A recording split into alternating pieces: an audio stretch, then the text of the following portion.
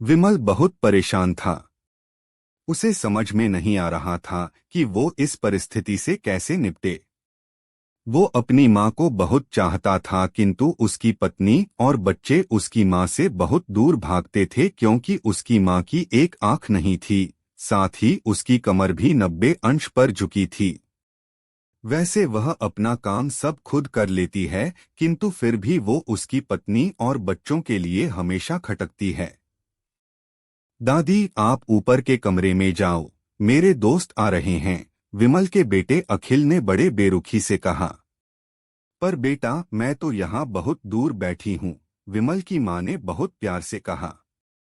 नहीं, आप उनके सामने मत रहो, वो मुझे चिढ़ाते हैं, अखिल ने जोर से डांटते हुए कहा।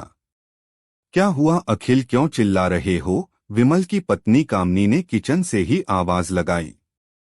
देखो न माँ, ये दादी यहीं ड्राइंग रूम में बैठी हैं और मेरे दोस्त आ रहे हैं, अखिल ने शिकायत भरे लहजे में कहा।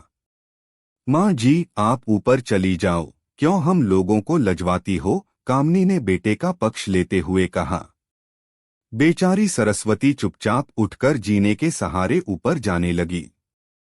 कमर झुकी होने के कारण उन्हें ऊपर चढ़ने में बहुत परेशानी हो रही थी, किंतु वो पूरी ताकत से ऊपर के एक अकेले कोने वाले कमरे में जाकर बैठ गईं। विमल बाजू के कमरे से सब सुन रहा था। उसे कष्ट हो रहा था कि उसकी माँ को अपमानित होना पड़ रहा है, किंतु वो असहाय था। अगर वो कुछ कहता है तो पत्नी और बच्चे उसका विरोध करने लगते हैं। दूसरे उनके तर्क भी सही लगते हैं।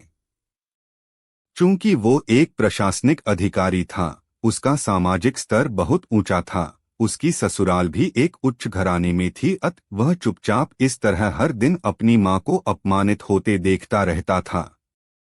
वाह बेटा विमल, तूने तो नाम उजागर कर दिया। अपनी माँ की ये हालत देखकर तुझे तो शर्म भी नहीं आ रही होगी, डॉक्टर रमेश ने विमल को लगभग डांटते हुए कहा। नहीं देवर जी, विमल का कोई दोष नहीं है, मैं खुद गांव आई थी, सरस्वती ने अपने बेटे का बचाव किया। मुझे सब पता चल गया भाभी, आप चुप रहो। क्यों बहू, तुम्हें अपनी सास की कुरूपता पसंद नहीं है? समाज में तुम्हें नीचा देखना पड़ता है ना? डॉक्टर रमेश ने कामनी की ओर व्यंग्य से देखा। कामनी निरुत्तर होकर विमल को देखने लगी।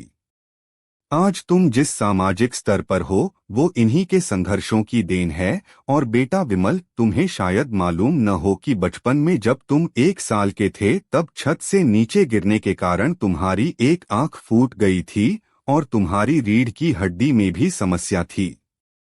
तब तुम्हारी इस कुरूप माँ ने अपनी एक आंख और अपना बोन मेरो तुम्हें देकर इतना सुंदर स्वरूप दिया था।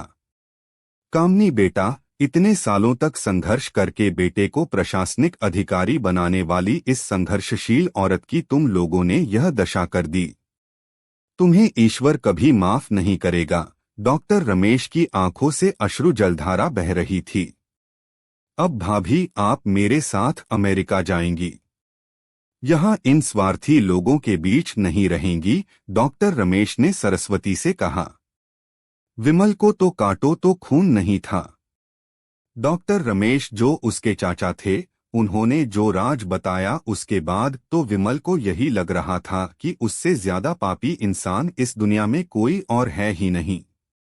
वह दौड़ता गया और माँ सरस्वती के कदमों से लिपट गया।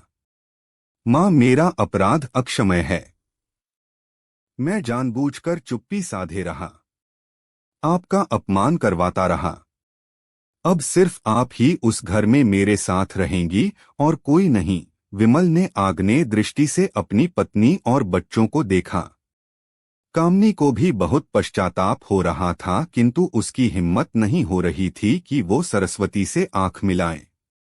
सरस्वती ने कामनी की मन स्थिति को समझकर उसको पुचकारते हुए अपने पास बुलाया और विमल को डांटते हुए कहा, खबरदार, जो मेरी बहू को मुझसे अलग करने की कोशिश की तो तुझे ही घर से बाहर निकाल दूंगी। कामनी और बच्चों ने सरस्वती के पैर पड़ते हुए अपने व्यवहार पर माफी मांगी और मां के हृदय ने सबको माफ कर दिया।